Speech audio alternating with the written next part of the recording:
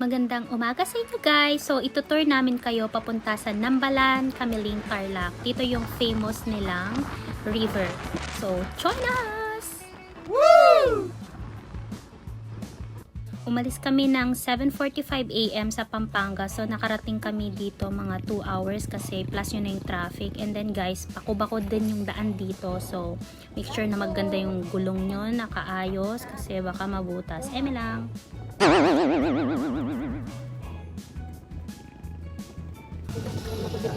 Hindi pa yan, Dan.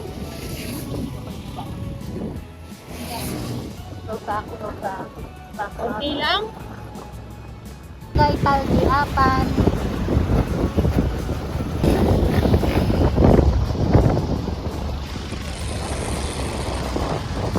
Let's go!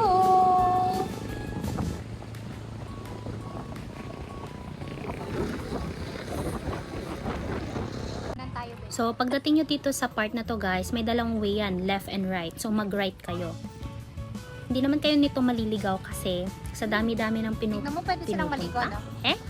Sa dami-dami ng pupunta, susundan nyo na lang guys yung mga sasakyan. Kasi malalaman nyo kung saan yung tungo nyo, dun din yung punta nila. Correct? Correct. So, syempre guys, dahil Nambalan na nga, nag-stop over kami ng a little bit para mag-take ng picture. Tapos sinundan na namin yan, yung mga motorista na yan. Kasi, make sure na alam nyo yung daan, banda roon, doon, wala nang signal. Promise. Talagang, hindi ka makakontak ng jowa mo dito, best. Magpaalam ka na, best, okay? Ang linis ng irrigation talaga. As amazing.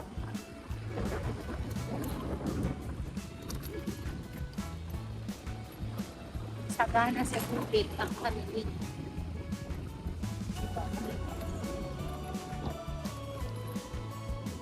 Perfect, may gate pati nga.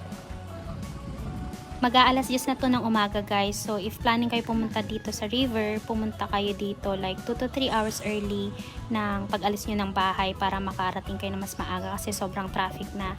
And then guys, dito sa parting makikita nyo tong tarpaulin which is welcome to Nambalan River. Dito kayo magbabayad ng 30 pesos each. So mas maganda if merong nakasasakyan or motor, baba na yung isa and then bayaran niya na lahat. Ito na ang rough road.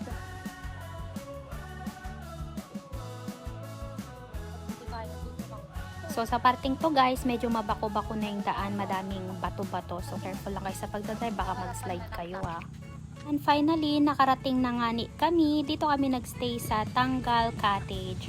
Nakahanap kami dyan ng may-ari mismo ng cottage. So from 800, tinawad niyang 600 yung medyo malaking kubo kasi nasa ano kami, 10 to 12 packs. So ito yung cottage namin. Yan.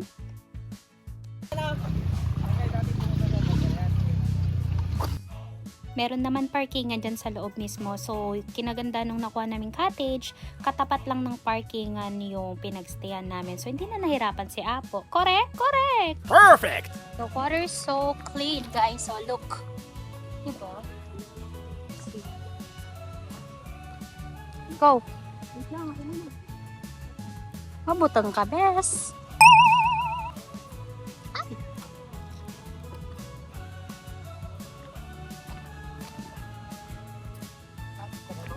Birbirukan may kadwami, kuya.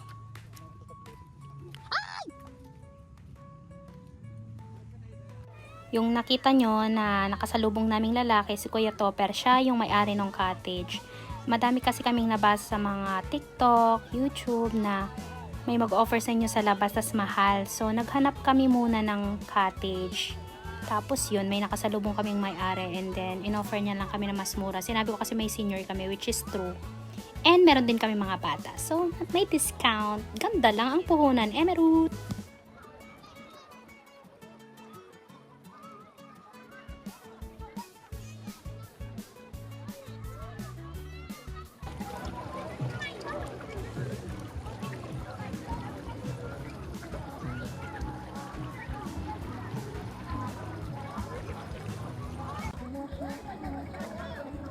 Kuya! Nagutom na ba kayo? Video.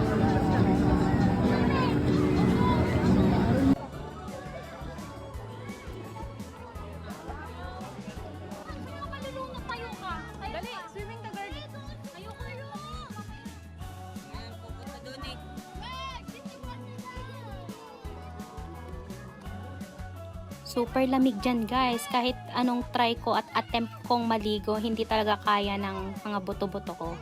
Sobrang lamig. Buti pa tong mga batang to kahit nangangatog-ngatog na. Diyos ko, babad dito, babad doon. So yan o, swim-swim sila. Kami taga-video lang, tamang kain lang, tas kape-kape, and then nagwa-watch lang. Kami yung mga lifeguard ng mga bata dyan.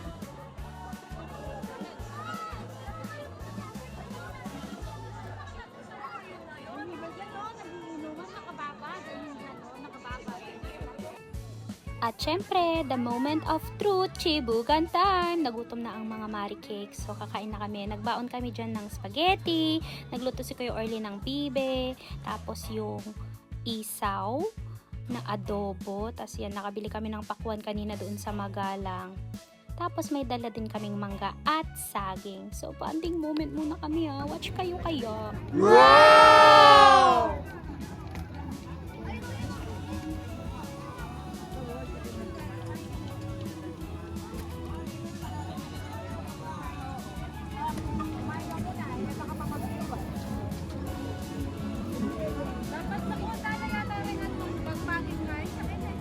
Pwede.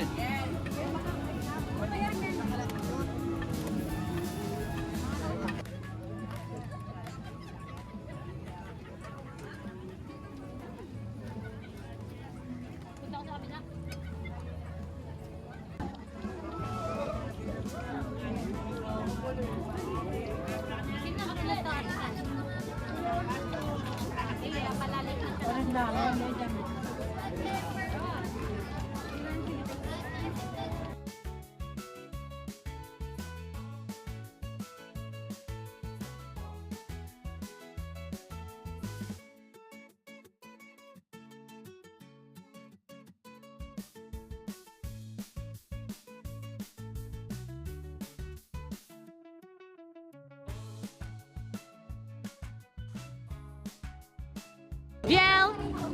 Dahil may kasama kaming mga bata guys sa tabi ng kubo namin, gumawa kami ng mini swimming pool nitong batang ire kasi para di na siya lumayo-layo. Tapos dyan sa area na yan, may malilit na isda, so nag-i-enjoy siyang manghuli-huli yan ng maliliit na isda. O di wow. Nyamat ato'y nagkutingag video-video, makaulaw. Sobrang ganda talaga ng inang kalikasan, so dapat alagaan natin to guys. Huwag natin tapunan ng basura, preserve natin yung ganito lang siya para meron tayong papasyalan at mapasyalan din ng second generation, third and fourth and fifth and so on.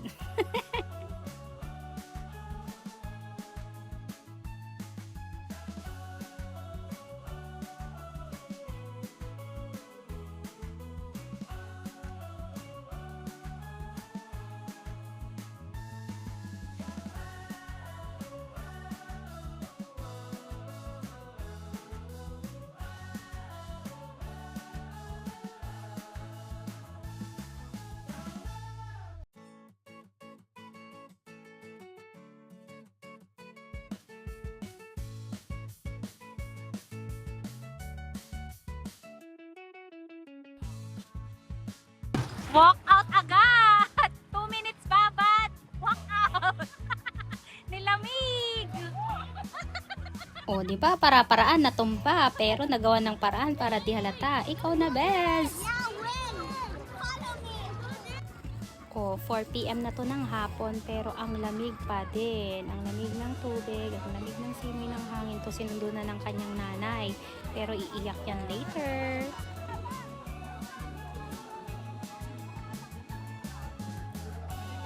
So for this moment, for the help ang nanay at ang tita sa pagbuhat sa kanilang Jonakis. Ayan guys. For the sake of picture taking, kaya nyo yarn. Kaya nyo yan, okay, push. Bigat kasi!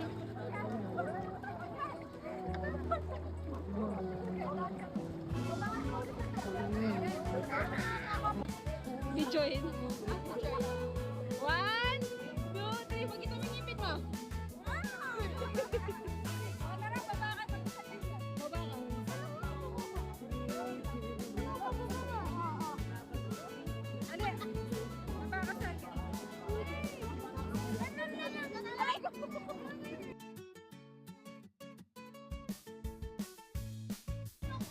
At may tulala ate Kat.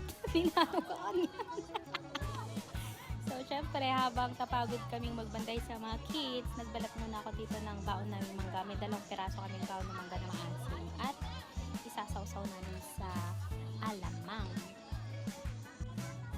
O, diba? Meta bigay Kuya Orly Ken. Syempre, may sabi sa Ken.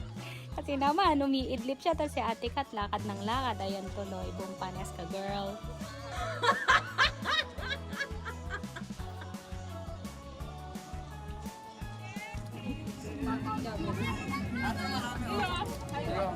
Say hi. Say hi.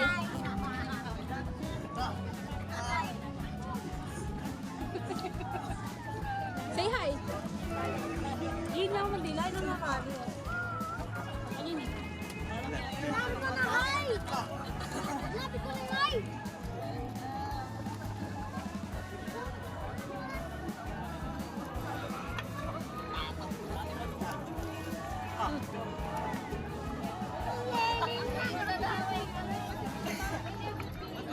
Malalam niya? Ay, dapat pala. Tignan mo. Yes!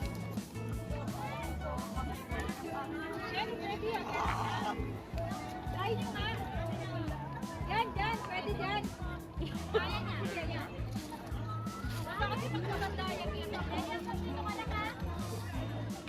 Hindi kasi, ini perfect yan. Kasi malati yan. Baka pa solo timing kayo. Diyan kayo, dyan lang kayo. Dyan lang kayo. Malalim na to. Tao na to.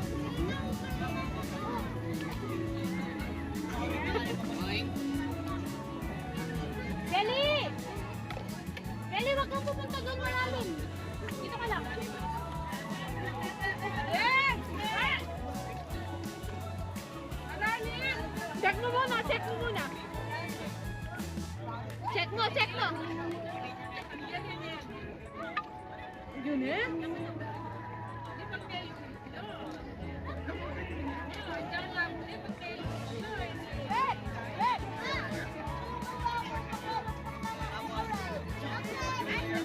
Hanggang sa muli guys! Thank you so much for watching! Bye-bye!